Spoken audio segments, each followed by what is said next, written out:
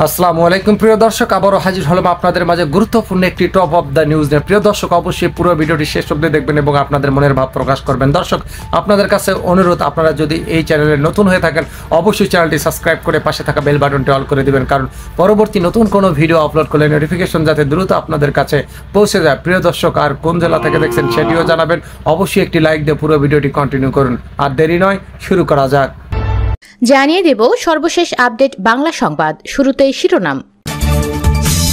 এবার বাংলাদেশের ওপর ইউরোপীয় ইউনিয়ন ও আমেরিকার বাণিজ্য নিষেধাজ্ঞা ঘোষণা। এরপর থাকছে ক্ষমতায় থাকতে চীন ও ভারতের সাথে হাসিনা সরকারের গোপন চুক্তি ফাঁস। সবশেষে দেখবেন তত্ত্বাবধায়ক সরকার গঠন করে ক্ষমতা হস্তান্তর, নতুন নির্বাচনের জন্য আন্তর্জাতিক চাপে হাসিনা সরকার। এতক্ষণ শুনছিলেন সংবাদ শিরোনাম, এখন থাকছে বিস্তারিত। আসসালামু আলাইকুম দর্শক, আপনাদের নিশ্চয়ই মনে আছে গত কয়েকদিন আগে অর্থাৎ 28শে মার্চ দিল্লিতে বাংলাদেশে নিযুক্ত ভারতের সাবেক হাই কমিশনার পিনাক রঞ্জন চক্রবর্তী একটি অনুষ্ঠানে মন্তব্য করেছিলেন বাংলাদেশের নির্বাচনকে কেন্দ্র করে দিল্লির যে বার্তা যুক্তরাষ্ট্রের প্রতি, সেই বার্তার পরে নাকি মার্কিন রাষ্ট্রদূত, বাংলাদেশে নিযুক্ত মার্কিন রাষ্ট্রদূত পিটার ডি হাস গা ঢাকা দিয়েছিলেন। তিনি আত্মগোপনে ছিলেন। ভারতের মতো কোনো রাষ্ট্রের কোনো কূটনীতিক পর্যায় থেকে এই ধরনের হালকা গোছের কোনো মন্তব্য আদৌ করা হতে পারে, অনেকেই বিস্মিত হয়েছিলাম আমরা। ভিডিওর টাইটেল আর থাম্বনেল দেখে সবাই বুঝে গেছেন যে আজকে কারে নিয়ে কথা বলবো। নাঈমুল ইসলাম খানরে নিয়ে কথা বলবো। সত্যি কথা কি, উনারে নিয়ে কথা বলার কোনো ইচ্ছা আমার ছিল না। আমি তার বিষয় নিয়ে কথা বলতে গেলে নিজের বিবেকের কাছে বাধা পাইছি, কিন্তু শেষ পর্যন্ত সব বাধা উনার নিরন্তর আঘাতেই ভাঙ্গা গেছে।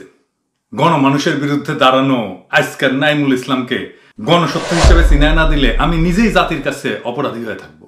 আমার ক্ষুদ্র ভ্রাতার ভগিনীরা ভাবিতেছেন যে নাঈমুল ইসলাম খানের সাথে দাদার কি সম্পর্ক, যে তিনি উনার সম্পর্কে বলতে বিবেকের বাধা অনুভব করিচ্ছেন। সেটা কয়েনি, নিজের কাছে পরিষ্কার থাকার জন্য। আমার লেখালেখি শুরু আজকের কাগজ থেকে। আমি স্বাস্থ্য নিয়ে লিখতাম। ডাক্তার মানুষ, স্বাস্থ্য ছাড়া আর কি বা লিখবি। ওই সময় আপনি লেখক হয়ে উঠবেন কিনা সেটা স্থির করতো পত্রিকা। ওনার সাথে আমার পরিচয় এবং বন্ধুত্ব হয় 1/11-এর সময়। তখন তিনি আমাদের সময় করেছেন। আমারই উনি স্বাস্থ্যের বাইরে রাজনীতি, সমাজ এগুলো নিয়ে লিখতে উদ্বুদ্ধ করেন। উনি প্রথম এবং একমাত্র ব্যক্তি যিনি বলছিলেন যে আপনি লিখেন লিখেন, লিখতে থাকেন। আপনার লেখার মধ্যে একটা জিনিস আছে, পাঠককে আটকায় ফেলতে পারে। এটা হইতেই পারে যে তিনি এটা সবাইরই বলেন, কিন্তু আমার জন্য ওইটা ছিল একটা নেসেসারি ইন্সপিরেশন, একটা প্রয়োজনীয় উদ্দীপনা, একটা মোটিভেশন। এই জন্যে আমার ওনার প্রতি একটা বায়াসনেস ছিল। কিন্তু তিনি দিনে দিনে এমন জায়গায় যাইতেছেন যে আমি যে ওনারে আমার কায়দায় এনকাউন্টার না করলে আমি দেশের মানুষের প্রতি সুবিচার করব না। আমি কখনো কোনো সম্পর্ককে নষ্ট করতে চাই না নিজের তরফ থেকে। আর এটাও ঠিক যে উনি কখনো আমার বিরুদ্ধে এমন কিছু বলেন নাই যে আমার উনারে আক্রমণ করতে হবে। এই ডিফারেন্সটা, এই ওপিনিয়নটা একান্তই রাজনৈতিক চিন্তার ভিন্নতা। আমার উল্টা দিকের ভিন্ন চিন্তার মানুষ হইলেও আমি মনের থেকে ভারমুক্ত থাকতে চাই। এই কারণে যে আমাদের যে পারস্পরিক সম্পর্ক ছিল এবং আমার প্রতি উনার যে বদান্যতা ছিল, সেটারে আমি যথাযথ সম্মান দিছি। এবার আলাপে আসি। যেহেতু আমি ওনারা কখনোই ভিডিওতে সেভাবে ধরি নাই, আজ আমি মাত্র কয়েকটা বিষয় আলাপ করব তার আর্গুমেন্টের ফাঁকা জায়গাগুলো ধরায় দেওয়ার জন্য। ইদানিংকালে তিনি দাবি করেন যে তিনি তার অবস্থান বদলান নাই। উনি উদাহরণ হিসেবে বলেন যে তত্ত্বাবধায়ক সরকারের বিষয়ে উনি 96 সালে যা বলছিলেন তত্ত্বাবধায়ক সরকারের বিরুদ্ধে এখনো তাই বলতেছেন। প্রশ্ন হচ্ছে, উনারা নিয়ে আমাদের সমস্যা তো শুধু তত্ত্বাবধায়ক সরকার নিয়ে না শুধু, তাই না, অন্য আরো অনেক বিষয় নিয়ে। তা উনার তত্ত্বাবধায়ক সরকার সংক্রান্ত ভ্রান্ত অবস্থান নিয়ে আগে আলাপটা কইরা নেই। ওনার একটা চালাকি আছে এই তত্ত্বাবধায়ক সরকার বিষয়ে কথা বলার, সেটা ধরে নি। হয় ওনার চালাকি অথবা উনি বুঝেন না, দুইটার যে কোনো একটা। আসেন সেটা একটু আগে আলাপটা করে নি। রাজনীতি তো নাঈমুল ভাই ধর্ম না যে এখানে আপনি ধর্মের বা থিওলজির টার্মে কথা কইবেন। রাজনীতি মানে আপনার নিরন্তর বাইসা নিতে হবে, বাইসা নেওয়ার মধ্যে থাকতে হবে। পরিস্থিতি বদলাবে, আপনি বাইসা নেবেন। নাঈমুল ইসলাম খান আপনার বাবা রাজাকার ছিলেন, শান্তি কমিটির ছিলেন মনে হয়। তো আপনার বাবা যে রাজাকার ছিলেন সেজন্য আপনার কিন্তু দুঃখের কোনো শেষ নাই। আপনি কলামও লিখেছিলেন এটা, তাই না?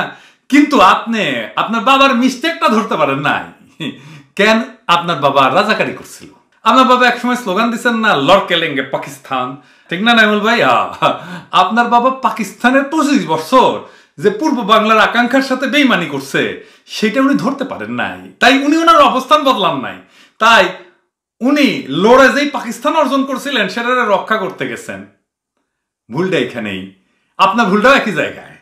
আপনি সবসময় প্রেজেন্ট গভর্নমেন্ট পার্টি 90-এর পর থেকে সেই সময়ে বিএনপি সাপোর্ট করেছিলেন, আর বিএনপি যেহেতু ইনিশিয়াল এই তত্ত্বাবধায়ক সরকারের বিরুদ্ধে বলেছিল তাই আপনি বিএনপির ইনিশিয়াল স্ট্যান্ডের পক্ষে কলম ধরেছিলেন। তত্ত্বাবধায়ক সরকারের বিরুদ্ধে কলম ধরেন নাই, আপনি বিএনপির পক্ষে কলম ধরেছিলেন। ইস্যুটা ব্যাপার না, আপনি কলম ধরবেন সরকারের পক্ষে, ক্ষমতার পক্ষে, এটাই আপনার ব্যাপার।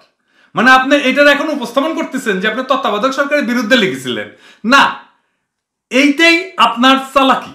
আপনি বিএনপির ইনিশিয়াল স্ট্যান্ডের পক্ষে কলম ধরেছিলেন, কিন্তু বিএনপি যেহেতু রাজনীতি করে তাই সে স্ট্যান্ড বদল করে। তত্ত্বাবধায়ক সরকার প্রশ্নে জাতীয় ঐক্য হয়েছিল একটা, সব দল একমত হয়েছিল যে তত্ত্বাবধায়ক সরকার দরকার। কোন দল নাই যে এটার বিরোধিতা করছিল। আপনি তখন তত্ত্বাবধায়ক সরকার প্রশ্নে জাতীয় ঐক্যের বিরুদ্ধে দাঁড়াইছিলেন, ঠিক আপনার বাবার মতো এখনো দাঁড়াইছেন। এই জাতীয় ঐক্যমতকে বিনষ্ট করেছে আওয়ামী লীগ। তাই আপনার ভুল আর আপনার বাবার ভুল একই। আপনার সন্তান যদি লেখালেখি করে তাইলে আপনার নিয়মটা একটা আক্ষেপের লেখা লিখতে হবে, আগে কয়ে রাখলাম কলে, যেটা আপনি আপনার বাবারে নিয়ে লিখছেন। আপনি আপনার বাবারে নিয়ে গ্লানিতে ভুগেন, কিন্তু উনার ভুলটা থেকে কোনো শিক্ষা নেন নাই, আপনি একই ভুল কইরা বসলেন। যাই হোক, আসেন আলাপে আসি, আল্লাহর নাম নিয়ে আলাপ শুরু করি। নাঈমুল ইসলাম খান বলেন যে আমি তো টকশোয়ে যাই, আকবারায় কোনো কথা বলি না, কোনো ইস্যুতে আমার মতামত চাইলে আমি মতামত দিই, এটা তো খুবই স্বাভাবিক ব্যাপার, তাই না? আমি কই না নাঈমুল ভাই, আপনি শুধু মতামত দেন না, আকবারায় না, হাসিনা পর্যন্ত যেটা বলে না, আকবারায় আপনি তার চাইতে 2 লাইন বেশি বলেন। হাসিনা যদি 12 হাত কাকুর হয়, আপনি তার 13 হাত বিসি। প্রমাণ চান? দিতেছি। নাঈমুল ইসলাম খান কথা বলেন সুন্দরভাবে, এটাই তার সবচেয়ে বড় একটা অ্যাসেট। কিন্তু উনি লিখেন না, জানেন তো, মানে কাগজে কলমে কিন্তু লেখেন না বা কম্পিউটারে লেখেন না, উনি মুখে বলে যান আর কেউ ডিকটেশন নেয়, এইভাবে উনি লেখা পয়দা করেন। কিন্তু উনি যখন একটা আর্গুমেন্ট দেন, সে আর্গুমেন্টটাই ফল্টি বা ভ্রান্ত আর্গুমেন্ট হইয়া যায়, বা এমন ভাবে সাজায় বলেন যে আপনি ধন্দা পড়ে যাবেন যে এইটার একটা জ্ঞানের কথা মনে হবে। আসলে কিন্তু এটা হাসিনারই বয়ান, হাসিনার আর একটা শক্ত বয়ান, হাসিনার একটা সুগার কোটেড ভয়ঙ্কর গণবিরোধী বয়ান। কিন্তু এমন ভাবে সেটার উপরে উনি সুগার কোটিং দিবেন যে আপনি ওইটা হাসিনার বয়ান হিসেবে চিনতেই পারবেন না। আসেন আমরা প্রথম এক্সাম্পল দেখি। পৃথিবীর একটি দেশ বাংলাদেশের সমসাময়িক যারা উন্নয়ন, গণতন্ত্র, মানবাধিকার, প্রেস ফ্রিডম কিংবা মত প্রকাশের স্বাধীনতা একসাথে এনশিওর করতে পেরেছে। One single country age an example থাকলে আজকে দিয়ে। কি বলছেন উনি যে বাংলাদেশের মতো এমন কোন দেশ আছে যারা একই সাথে উন্নয়ন, গণতন্ত্র, ফ্রিডম অফ স্পিচ নিশ্চিত করতে পারছে? একটাও এক্সাম্পল নাই। মনে হচ্ছে না এটা এমন একটা প্রশ্ন করেছে জবাব নাই, লা জবাব। প্রশ্নটা ভুল, মারাত্মকভাবে ভুল। আসেন বুঝে নিই। প্রথমে বলতেছেন যে বাংলাদেশের মতো একটা দেশ, মানে কি? বাংলাদেশের তো ভেগ কথা, বাংলাদেশের মতো জিওগ্রাফির একটা দেশ, বাংলাদেশের মতো অর্থনীতির একটা দেশ, বাংলাদেশের মতো মুসলমান প্রধান একটা দেশ, বাংলাদেশের মতো 50 বছর আগে স্বাধীন হওয়া একটা দেশ, কোনটা? আগে তো এটা কইতে হবে, তাই না? এটাই তো অস্পষ্ট, ভেগ, মানে তার প্রশ্নের শুরুটাই অস্পষ্ট। এটা বাদ দিলে ফ্রিডম অফ প্রেস আর গণতন্ত্র, এটা দুটিকে আলাদা জিনিস, একই জিনিস তো, তাই না? গণতন্ত্র তো ফ্রিডম অফ প্রেস ছাড়া হয় না, তাই না? কিন্তু এত বড় ব্যাখ্যা কেন বললেন? এটাই ওনার টেকনিক, এইটারে বলে সুগার কোটিং। এই সুগার কোটিং খুললে আমরা যদি এই বাক্যটারে দেখি তাহলে উনি যেটা বলতে চাচ্ছেন সেটা হচ্ছে উন্নয়ন আর গণতন্ত্র একসাথে চলে না, কম গণতন্ত্র অধিক উন্নয়ন, তাই না? দুনিয়ার কোনো এক্সাম্পল নাই, তাই না? এটা হাসিনা পর্যন্ত বলে না, কিন্তু উনি এই বয়ানটা দেন। উনার এই কথা দিয়ে কিন্তু হুতায় দেওয়া যায়। আসেন আমরা এবার হুতায় দিই উনারে, তাই না? উন্নয়ন আর গণতন্ত্র একসাথে যায় কিনা, বা বাংলাদেশে কম উন্নয়ন অধিক গণতন্ত্র আমরা চাই কিনা, বা এটাই আমাদের কাম্য কিনা, এটা তো এখনকার আলাপ হইতে পারে না। এই আলাপটা হাসিনার করে রাখা লাগলো নি 2008 সালে যে নির্বাচনী ইস্তেহার দিছে ওইটাই। সেইখানে যদি কলহিনী যে আমি কলে গণতন্ত্র দিবার পারবো না, উন্নয়ন দিব, ওর বাপ যেমন কইছিল আমি কলে খাবার দিবার পারবো না 3 বছর, কইছিল না? কইছে হাসিনা যে আমি গণতন্ত্র দিবার পারবো না, উন্নয়ন দিমু, কইছে? কয় নাই। এখনো কি স্বীকার করে যে গণতন্ত্র কায়েম করে নাই? ওই তো কয় এটাই গণতন্ত্র। আর আপনি করছেন গণতন্ত্র নাই, এটাই ঠিক আছে, গণতন্ত্র নাই, ওটা হাসিনার দলের লোকেরাও বলে না, কিন্তু আপনি বলতেছেন গণতন্ত্র নাই, কিন্তু তাই তো হবে, কারণ উন্নয়নের গণতন্ত্র তো একসাথে কোথাও থাকে না। আকবরায় 13 হাত বেশি হয়েছেন আপনি, কেউ একটা এক্সাম্পল দেখাতে পারবে না, এই কথাটা তো ঠিক না। একটা না, আমি আপনারা 10টা এক্সাম্পল দেখাতে পারবো, শুনবেন? আমি বুঝেছি যে বাংলাদেশের মতো বলতে বাংলাদেশের মতো থার্ড ওয়ার্ল্ডের দেশ বোধহয় বুঝাইছেন, যদি অন্য কিছু বুঝে থাকেন বলবেন, আমি আবার ধর্ম এটাতে। আমি থার্ড ওয়ার্ল্ডের এক্সাম্পল দিতেছি যেখানে গণতন্ত্র পুরোপুরি কার্যকর এবং একই সাথে অর্থনীতিতে দৃঢ় প্রবৃদ্ধি আছে। খুঁজে দেখেন, বতসোয়ানার নাম শুনেছেন? এটাতে বলা হয় আফ্রিকার সাফল্যের গল্প। 1966 সাল থেকে একটা স্থিতিশীল গণতন্ত্র আছে এবং দারুণ অর্থনৈতিক প্রবৃদ্ধি আছে। 2 নাম্বার, কোস্টারিকা। এইটা দেশটাতে দীর্ঘকালীন গণতন্ত্র এবং রাজনৈতিক স্থিতিশীলতা আছে, এবং মধ্য আমেরিকান যে দেশগুলো আছে তার তুলনায় জীবনযাত্রার মান অনেক উঁচুতে। মরিশাস, একটা দ্বীপরাষ্ট্র, ছোট্ট, স্থিতিশীল গণতন্ত্র এবং অব্যাহত অর্থনৈতিক প্রবৃদ্ধির জন্য পরিচিত। চিলি একসময় একনায়কতন্ত্র ছিল, কিন্তু চিলি দীর্ঘদিন থেকে স্থিতিশীল গণতন্ত্রে রূপান্তরিত হয়েছে এবং দক্ষিণ আমেরিকার সবচেয়ে স্থিতিশীল এবং সমৃদ্ধ জাতি হিসেবে অর্থনৈতিক প্রবৃদ্ধি অর্জন করছে। উরুগুয়ে, স্থিতিশীল শাসন, নাগরিক অধিকারের ইতিহাস সহ উরুগুয়ে উচ্চ জীবন মান এবং অব্যাহত অর্থনৈতিক প্রবৃদ্ধি বজায় রাখছে। তাইওয়ানে চমৎকার গণতন্ত্র আছে এবং দারুণ অর্থনৈতিক প্রবৃদ্ধি আছে। আপনি যে টকশয়ে জ্ঞানীর ভান দেখান, ওটা তো ফাপা। আপনার নেত্রী কয় মিশা কথা আর আপনি কোন ভুয়া কথা, ভুয়া আর্গুমেন্ট। আচ্ছা, এবারে তো আমার ব্যাখ্যা শুনলেন, আবার সেই প্রথম ক্লিপটা দেখান তো এডিটর সাহেব, ওই অংশটা দেখান। পৃথিবীর একটি দেশ বাংলাদেশের সমসাময়িক যারা উন্নয়ন, গণতন্ত্র, মানবাধিকার, প্রেস ফ্রিডম কিংবা মত প্রকাশের স্বাধীনতা একসাথে এনশিওর করতে পেরেছে। One single country age an example থাকলে আজকে দিয়ে। কি মনে হয়, জ্ঞানের কথা মনে হয় না নিকৃষ্ট মানের চালাকি মনে হয় এটারে? আচ্ছা, এরপরের একটা এপিসোড দেখি, সেখানে আসিফ নজরুল ভাই ছিলেন। আসিফ ভাই আইনের লোক, উনারাও নাইমুল ভাই আর্গুমেন্ট দিতেছেন আইনের। সাহস কত বড়! আসেন আগে দেখি উনি এইখানে ডিজিটাল সিকিউরিটি অ্যাক্টকে জাস্টিফাই করতেছেন, এই বলে যে হাসিনার নামে পরিবারের নামে যাতা বলা হচ্ছে। যদি আমার একটা জেনুইন কেস থাকে তাইলে আমি কোথায় যাব? আমার যদি একটা জেনুইন কেস থাকে তাহলে আমি কোথায় যাব?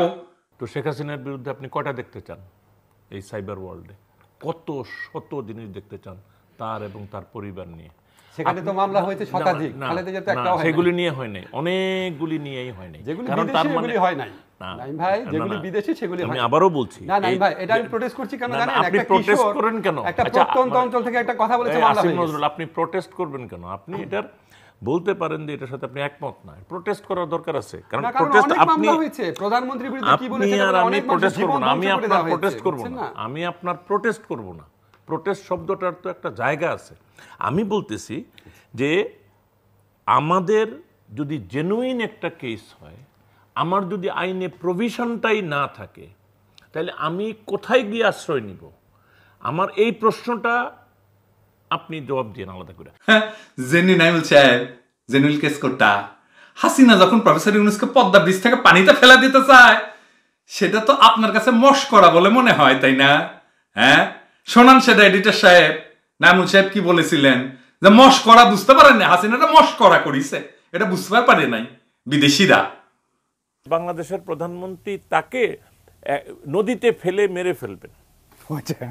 এখন যে কাউকে যে ভাষার সম্পর্কে ধারণা আছে, এইটা দিয়ে শেখ হাসিনার একটা রসিকতা, এটা দিয়ে মেরে ফেলাও না, রসিকতাটা হলো তাকে একটা চুবানি, মানে তাকে ড্রাউন করা, আবার উঠায় ফেলা যেন মারা না যায়। এই রসিকতাটা তার ফেসিয়াল এক্সপ্রেশনে স্পষ্ট। যে বাংলা ভাষা জানে, বোঝে সাধারণভাবে, সেও এটাতে হেসেছে, এটাকে সিরিয়াসলি নেয় নাই। নাও 34 জন বিশ্ববিখ্যাত লোক এটাকে সিরিয়াসলি নিয়ে নিল, আর হাসিনাকে গালি দিলে এটা জেনুইন কেস হয়ে যায়, তাই না? ওই যে বলিছে না সায়ন্তের সাথে টক শোতে 10টা সমাবেশ করতে গিয়ে বিএনপি 13 জন মারা গেছে, তো এটাই যদি সহ্য করতে না পারে তাহলে রাজনীতি করতে আসছে কে? হ্যাঁ, শুনেন শুনেন, আবার শুনেন। আপনাদের সমাবেশ হয়েছে 10টা, 13টা মৃত্যু খুবই দুঃখজনক, কিন্তু আমি বলছি বাধা হলো না, এটা বাধা হলো না, এটা বাধা হলো না। আপনি যখন 13টা জীবন যদি বাধা হয়, আপনি রাজনীতি ছেড়ে দেন ওরে বাবা, অবশ্যই ছেড়ে দেন। তো হাসিনার গালি শুনলে যদি গায়ে ফসকা পড়ে তো রাজনীতি করতে আসছে কে? কোন পলিটিশিয়ান গালি খায় না নাইমুল ইসলাম খান? কোন দেশে পলিটিশিয়ান গালি খেলে নাগরিকের নামে মামলা দেয়? হাসিনা তো নিজেই কটূক্তি করে না? করেনি? ইয়েস অর নো বলেন। খালেদা জিয়াকে নিয়ে করেনি, জিয়াকে নিয়ে করে নাই, নিরন্তর ভাবে তারেক রহমানকে নিয়ে করে নাই। এই যে শুনেন, কয়েকদিন আগে কইছে তারেক রহমান নাকি জুয়া খেলে। ও তার নিজের কিছু হবে না, ও তো ওখানে জুয়া খেলে ভালোই আছে, আর আপনাদের হুকুম দিচ্ছে আপনারা নাচেন। কার জন্য নাচেন? এটা ওই কোনটি পেছে? কই থেকে জানিছে? প্রমাণ করতে পারবি না? পারবি না। আপনার জিজ্ঞানোর সাহস আছে নাইমুল ইসলাম খান? আছে? তারেক রহমান জুয়া খেলে এটার প্রমাণকে জিজ্ঞেস করতে পারবেন? জিন্দেগিতে পারবেন না, জিজ্ঞেসই করতে পারবেন না, আপনার সাহস নাই।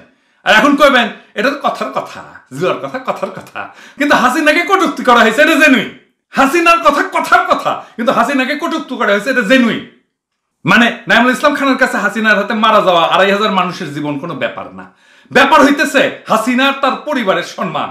সম্মান হান্দাই দিমু আমরা, পিছন দিয়া হান্দাইতেছি তো রেগুলারই, তাই না? করতে পারছে আপনার হাসিনা আর তার দল? আমাকে নাকি ইন্টারপোল দিয়ে ধরে নিয়ে যাবে, আমার নামে নাকি ফ্রান্সের আদালতে মামলা করেছে। দেখতে পারবে আমার এখানে তো মেখক থাপ্পড় মারিছে একজন, তাই না? প্রকাশ্যে তার জেল হয়েছে ১.৫ বছরের মাত্র। আর হাসিনাকে ফেসবুকে লিখে কটূক্তি করলে ৭ বছর জেল হয়। এত চামড়া পাতলা নিয়ে হাসিনা পলিটিক্স করে কে? পলিটিশিয়ানরা পচা ডিম টমেটো খায় না? জেলে দেয় নাকি পচা ডিম আর টমেটো খাওয়ার জন্য? এডিটর সাহেব, আপনি খালি হাসিনা আর কটূক্তি লেখা গুগলে সার্চ দেন তো, কত নিউজ আসে। দেখেন এইখানে শেষ না। ওই যে বিএনপি নেতা মালিক সাহেব আছে না লন্ডনের, তার সিলেটের বাসায় যে হামলা করেছে, হামলা চালানো হয়েছে না? এই প্রসঙ্গে আসতেছি পরে। আর একটা গুরুত্বপূর্ণ বিষয় করেছেন উনি, যে ওই টক শোতে, যে এই যে দুদক, প্রেস কাউন্সিল, এগুলোরে আমরা বলি নখদন্তবিহীন, তো এগুলোরে যদি শক্তিশালী করতে হয় তাহলে নাকি আইন, আরো কঠোর আইন লাগবে। সো আমি বলছি যে এবিউজটা তো অবশ্যই আমাদের ঠেকানোর চেষ্টা করতে হবে, কিন্তু আমার আবার একটা একাডেমিক প্রশ্ন, তাইলে এই আমরাই আবার বলি কেন নখদন্তহীন প্রেস কাউন্সিল? আমরা কেন বলি অন্য একটা ফোরামে যে দুদক নখদন্তহীন ছিল, তাদেরকে স্ট্রঙ্গার করতে হবে আইন দিয়ে? শুনেন, আপনি যেটা বিশিষ্ট ভালসুন, আপনি যে কিছুই বুঝেন না, এ কথাটা তার প্রমাণ। আপনি পড়াশোনাও করেন না। আইন করে প্রতিষ্ঠান বা ইনস্টিটিউট শক্তিশালী হয় না। আপনি নিজে আইন পড়েছেন জিন্দেগিতে? বাংলাদেশের পড়েন নাই। মিছা কথা কয়েন না, পড়েন নাই। আপনি মিডিয়া করেন, মিডিয়ার সাথে সংশ্লিষ্ট আইন নিয়ে পরীক্ষা নিলে আপনি পাস দিতে পারবেন না, আমি লিখে দিতে পারি নাইমুল ভাই, ১০০% গ্যারান্টি। আমি শিওর পারবেন না। আমার কাছে যদি পরীক্ষা দেন, বাদ দেন মিডিয়া নিয়ে আইন, আপনি সংবিধান নিয়ে পরীক্ষা দিলে প্রস্তুতি না নিয়ে আমার কাছে পাস করতে পারবেন না, আমি লিখে দিতে পারি। পাস দিবেন না। আইন মানুষ পড়ে না, সে প্র্যাকটিস দেখে। ইনসাফের ধারণা মানুষের মাথায় থাকে, কাগজে না। বাংলাদেশের ১৮ কোটি মানুষ আইন পড়া নাগরিক হয় নাই। কেমনে ইনস্টিটিউট শক্তিশালী হয় তার আমি একটা এক্সাম্পল দিই, আর কিছু একাডেমিক আলোচনা করি। এক্সাম্পলটা আপনি বুঝবেন, একাডেমিক আলোচনা আপনি পড়েছেন কিনা আমার ধারণা পড়েন নেই আপনি জিন্দেগিতে। পড়লে আপনি এরকম ভালসুনের মতো এক্সাম্পল দিতেন না। বাংলাদেশের সবচেয়ে শক্তিশালী ইনস্টিটিউট কোনটা ছিল জানেন? মানে আপনার সাথে সম্পর্ক ছিল যে ডিজিএফআই, সবাই বলে, হ্যাঁ আপনি নিজেও বলেন, আমি বলছি যে ছিল ইনস্টিটিউট, হ্যাঁ এখনো আছে সেটা কিন্তু বলতেছি না যে ওই ইনস্টিটিউট এখনো শক্তিশালী। সবচেয়ে শক্তিশালী ইনস্টিটিউট ছিল আর্মি। কেন ছিল জানেন? কেন ছিল? কারণ বাংলাদেশের বেস্ট আর ব্রাইট পোলাগুলা আর্মিতে যেত। নট অনলি বেস্ট, ওরা কেমনে জান খুব এথিক্যাল, কাইন্ড হার্টেড ছেলেপেলেদের বেছে নিত। আমার ঘনিষ্ঠ বন্ধুরা যারা আর্মিতে ছিল, এখন কেউই নাই এখন, তারা সবাই ব্রাইট ছিল, মানে এবং সাথে সাথে খুব ভালো মানুষ ছিল। সত্যি কথা বলতে কি, আমি এখনো পর্যন্ত বাংলাদেশ আর্মির এমন কোন অফিসারকে দেখিনি যে খাইস্টা সোদা। এটাই অর্গানাইজেশনাল কালচারাল লিডারশিপ, এটাই ইনস্টিটিউটের ক্ষমতা বাড়ায়। আমার বন্ধুদের মধ্যে যেগুলো সবচেয়ে কাইন্ড হার্টেড, যেগুলো খুব সলিড সোল, সেগুলো আর্মিতে গেছিল। এই এডগারের একটা বই আছে যে অর্গানাইজেশনাল কালচার এন্ড লিডারশিপ, আমাদের পড়তে হচ্ছিল MBA তে, তো পড়ে দেখেন এটার মধ্যে কথাগুলো বলা আছে। ২ নাম্বার হচ্ছে যে পাবলিকের ট্রাস্ট। একটা ইনস্টিটিউট জনগণের বিশ্বাস, আস্থা থেকে তার বৈধতা নেয়, তার বৈধতা তৈরি হয়। বৈধতা তৈরি হয় অর্গানাইজেশনের হিস্ট্রি থেকে, তার পারফরমেন্স থেকে এবং তার এথিক্যাল কন্ডাক্ট থেকে। শুধু লিগ্যাল অথরিটি দিয়ে অর্গানাইজেশনের শক্তি তৈরি হয় না। এই প্রসঙ্গে একটা বই আছে টম টেইলারের, why people obey the law. ওইখানে এটা খুব চমৎকারভাবে ব্যাখ্যা করছে এবং একই জিনিস বাংলাদেশ আর্মির ক্ষেত্রে খাটবে। তার হিস্ট্রিটা দেখেন। বাংলাদেশের আর্মি একটা ইউনিক আর্মি, এটা একটা গণবাহিনী। আগে আমরা আর্মি তৈরি করছি, সেই আর্মি বাংলাদেশ জিতে এনে দিচ্ছে যুদ্ধ কইরা। তো পইরা দেখেন সময় হইলে, মানে হাসিনা চাটতে চাটতে তো টাইম বেশি পান না, তাও যদি পড়তেন কামে দিত আর কি। আরো কারণ আছে, আমি বিস্তারিত ব্যাখ্যা করলাম না, হয়তো বিরক্তির উদ্রেক করতে পারে। তাও জানায় রাখি পয়েন্ট হিসাবে যে ইনস্টিটিউটের যে নলেজ এবং এক্সপার্টাইজ থাকে সেটাও তার শক্তি তৈরি করে। ইনস্টিটিউটের যে নেটওয়ার্ক এবং অ্যালায়েন্স থাকে সেটাও তার শক্তি তৈরি করে। নেটওয়ার্ক অ্যালায়েন্স মানে কি? এটার একটা চমৎকার এক্সাম্পল হচ্ছে বাংলাদেশের মসজিদগুলা। সমাজে মসজিদের যে পাওয়ারফুল অবস্থান, মসজিদ একটা বড় ইনস্টিটিউট আমাদের সমাজে, তাই না? তো মসজিদের যে পাওয়ারফুল ইনস্টিটিউট কিভাবে হয়, এটা হচ্ছে সমাজের সাথে, কমিউনিটির সাথে সম্পর্ক। মাদ্রাসা কিভাবে পাওয়ারফুল ইনস্টিটিউট হয়? কারণ সমাজের সাথে সম্পর্ক, কওমের সাথে সম্পর্ক। ইনস্টিটিউটের ফিনান্সিয়াল স্ট্যাবিলিটি এবং রিসোর্স, এটাও অর্গানাইজেশন শক্তি বাড়ায়। এবং দেখেন হাসিনা এই জায়গায় আক্রমণ করছে মাদ্রাসায়, মাদ্রাসার ফিনান্সিয়াল রিসোর্স, এই যে চামড়া, এগুলোর দাম কমাই দিছে আর্টিফিশিয়ালি, দেখেছেন? এবং অ্যাডাপ্টিবিলিটি এবং রেসিলিয়েন্স, তার মানে হচ্ছে তার টিকে থাকার ক্ষমতা এবং অভিযোজনের ক্ষমতা, এগুলা ইনস্টিটিউটের শক্তি বাড়ায়। এবং ইনস্টিটিউটের যে রিয়েল পাওয়ার, এইটা নির্ভর করে ধরতে পারা যায় না এরকম সব বিষয়ের উপরে, আইনের উপরে না। বুঝছাও? আরো ধরবো, থাক আজকে ছেড়ে দিই না, বেশি ডোজ হচ্ছে। আর মাত্র 2টা, হ্যাঁ, আমার ক্ষুদ্র ভাতার ভগিনীরা, নকিসোনা, আর 2টা মাত্র পারমিশন নিয়ে লিসি করলে। হ্যাঁ, এবার পুরোনাটা ইস্যু নিয়ে কথা বলি, আল জাজিরার ডকুমেন্টারি নিয়ে। আল জাজিরার ডকুমেন্টারিটা যখন বের হইলো তখন সারা দুনিয়া এটা প্রশংসা করেছে, হইচই পড়ে গেছে। আর উনি কইতেছেন আল জাজিরার ডকুমেন্টারি নাকি সাংবাদিকতার নৈতিকতার পরিপন্থী।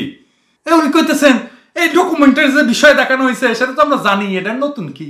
নাই ভাই, আপনার কি পুরো ডকুমেন্টারিটা থেকে এরকম কোনো টেক নাই যেটা দেখে আপনার কাছে মনে হয়েছে যে বর্তমান সেনাপ্রধান, বর্তমান সরকার প্রধান, বর্তমান রাষ্ট্রপ্রধান তারা এমন কিছু কাজ করেছেন যেটার জন্য আমরা we are not proud of it at least? No, we are, I don't feel ashamed because আমাদের এগুলি জানা। শেষ করি, আই ডোন্ট ফিল অ্যাশেমড কারণ আমি মনে করি কিছু জিনিস ওইখানে এমন ভাবে মানে গ্ল্যামারাইজ করা, সরি গ্ল্যামারাইজ করা ভুল হচ্ছে, এতটা সিনেমাটিক ভাবে এমন ভাবে উপস্থাপন করা হয়েছে যে আমরা একটা মাফিয়া স্টেটে বসবাস করি। আমি বলছি অ্যাজ এ প্রাউড বাংলাদেশি যে আমরা মাফিয়া স্টেটে বিলং করি না।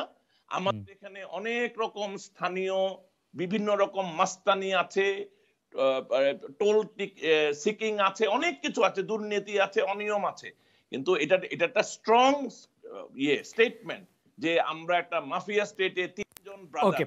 আমি আপনাকে নিশ্চিত করতে চাই এই 3 জন ব্রাদার বাংলাদেশের কিচ্ছু করতে পারবে না। আর সেনাপ্রধান যদি আইনের দৃষ্টিতে যে যে অপরাধ করছেন, আমি বিশ্বাস করি কখনো না কখনো it will be ডেল্ট with, we will expect that.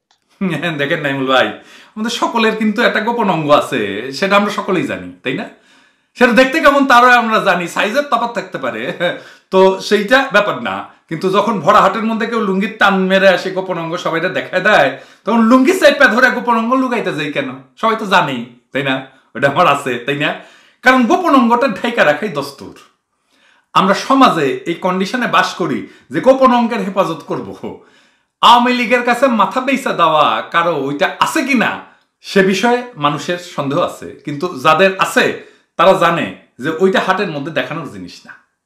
আর কারো কারো এতই বৃহৎ গোপন অঙ্গ যে ওইটার গর্বেই সে বাঁচে না, আর সেটা দেখায় মজাও পাওয়া যায়, পয়সাও পাওয়া যায়, পয়সাটা কামায় না। ওই যে নীল ছবিতে যেরকম দেখা যায় আর কি, ওই আর কি। তো রাষ্ট্রেও তেমন হয়তো দুর্নীতি থাকে, স্বজনপ্রীতি থাকে, রাষ্ট্রীয় ক্ষমতার অপব্যবহার থাকে, কিন্তু কোনোটা কাম্য না থাকাটাই দস্তর। তাও যতটুকু থাকে সেটা ঢাইকা চাইপা চুপে রাখে যারা সে দুর্নীতি করে। এটাই সাংবাদিকরা, মানে বাংলাদেশের সাংবাদিক না, আপনার মতো সাংবাদিক না, এটাই সাংবাদিকরা টাইনা বাইর করে, ক্ষমতার বেকায়দায় ফেলাই দেয়। সেই জন্যই সাংবাদিকতা পেশাটা এত রেসপেক্টেড সারা দুনিয়ায়। আজিজ অ্যান্ড ব্রাদার্সের দুর্নীতি, মাফিয়াগিরি, যেটা আপনি গোপন অঙ্গের সাথে তুলনা করতে পারেন, তা এতই বৃহৎ, এতই অস্বাভাবিক, যা দেশের মানুষ আল জাজিরাতে দেখা বিস্মিত হয়েছে, কিঞ্চিত বিনোদিত হয়েছে। হ্যাঁ, নীল ছবি দেখা যেমন হয় আর কি। তো এই মাফিয়াতন্ত্রের সাথে ফ্যাসিবাদের উত্থান কিভাবে সম্পর্কিত, কিভাবে একে অন্যকে শক্তি যোগায়, সেটাও এই ডকুমেন্টারিতে উন্মোচিত হয়েছে।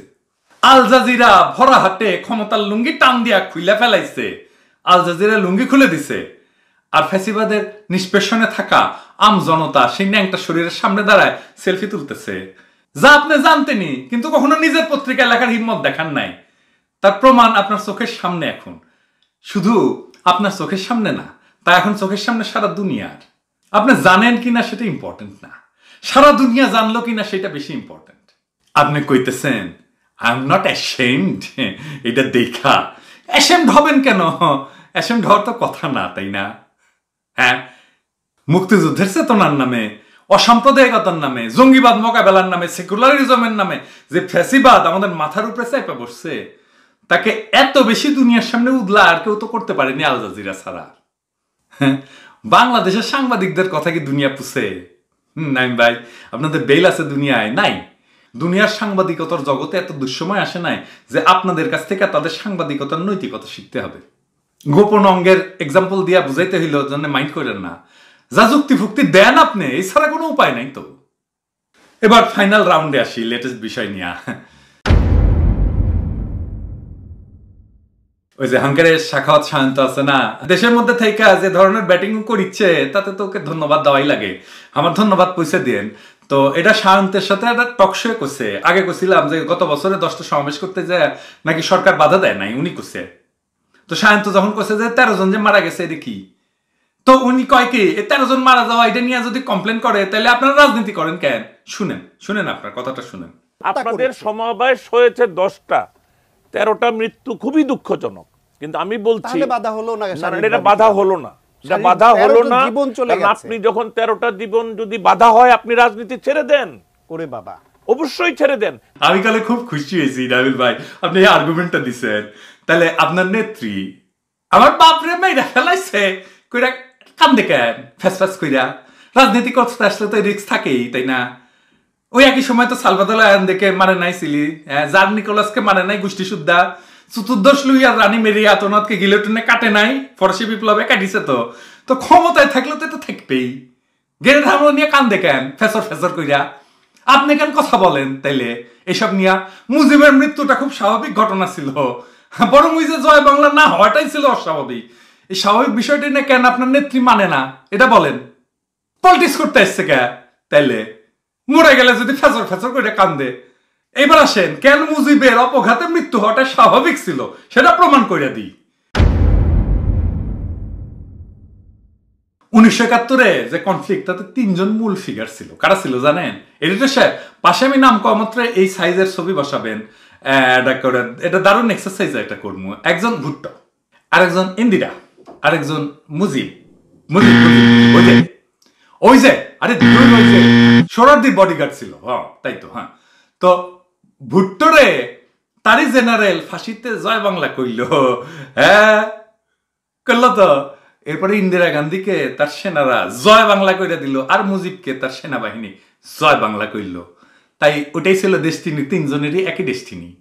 এবার নিচে একটা লাইন করেন এডিটর সাহেব, ভুট্টোর মাইয়া বেনজির আসি ছিল না রাজনীতি, সেও জয় বাংলা হইল আর কি, হ্যাঁ গুলি খাইয়া। ইন্দিরার পোলা আসছিল না, সেও রাজনীতিতে বোমায় ছিন্ন ভিন্ন হইল। মুজিবের মাইয়াও আসিছে পলিটিক্সে, বাইসে আছে, কিন্তু হিস্ট্রি কইতেছে জয় বাংলা হওয়ার সমূহ সম্ভাবনা, এটাও ন্যাচারাল, তাই না নাইমুল ভাই? ওই জয় বাংলা হইলে নাইমুল ভাই হাঙ্কের দলের আসার চেষ্টা করবেন। হ্যাঁ, কি কি যুক্তি বের করবেন চিন্তা করে রাখেন। আমি কয়া দিলাম যে এটাই স্বাভাবিক ছিল। যাই হোক, আমার ডলা খেলে ইউজুয়ালি কিছুদিন ঠাসি খেয়া যায় পাবলিকে। ওই যে ওয়াইলুরা দিছিলাম না ডলা, ওই তো অক্ষাই পেয়েছে, বিপ্লব ঠাসি গেছে না। হ্যাঁ, খাবি খাবি। ওই যে ইফতেখার হোসেন না টিআইবির, ওর যে ডলার দিছিলাম 1 বছর আগে, ওর ব্যথা এখনো যায়নি। হ্যাঁ নাইমুল ভাই, এনা সমঝে চলবেন। আমি করলে এখন থেকে মনিটর করবো আপনার প্রত্যেকটা কথা।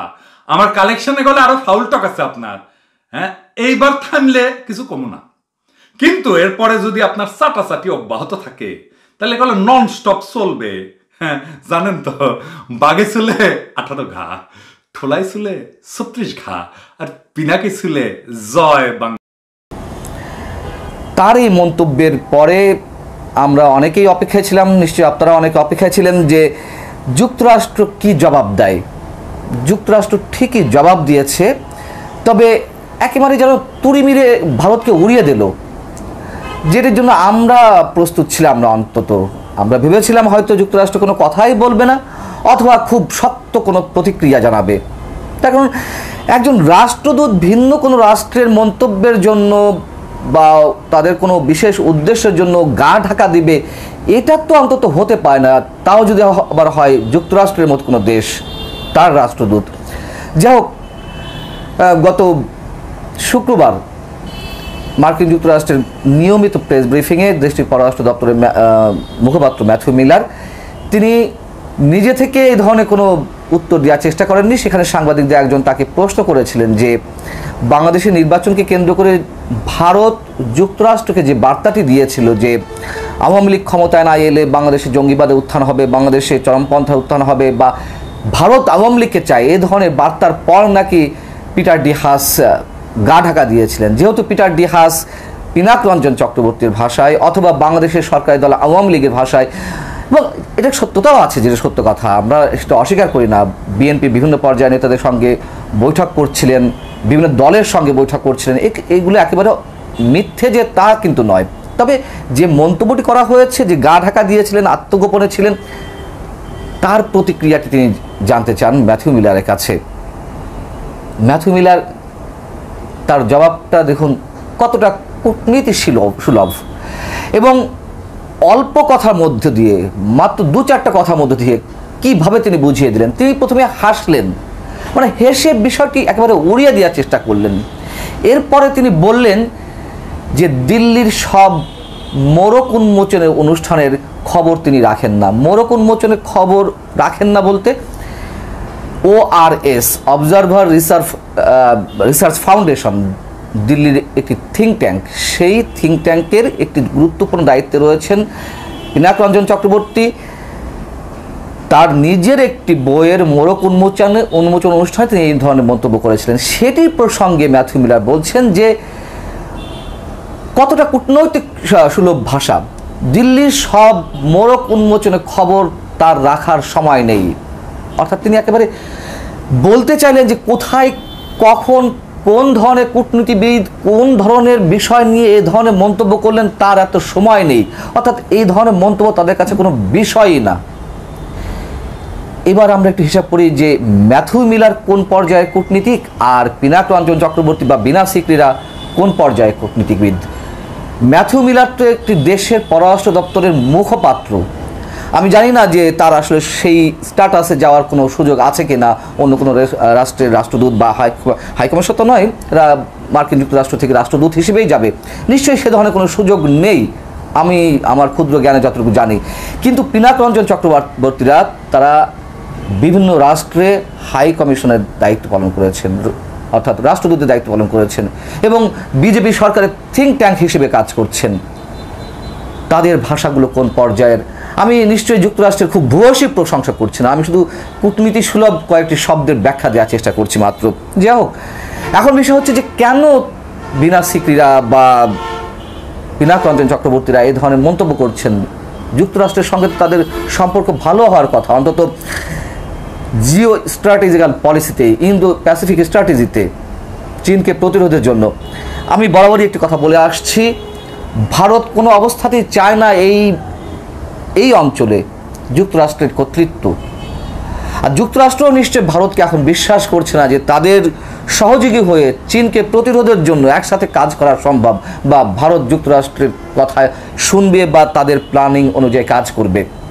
যাই হোক, এগুলো বিস্তর আলোচনার বিষয়, গভীর আলোচনার বিষয়, এগুলো নিয়ে কথা হয়েছে।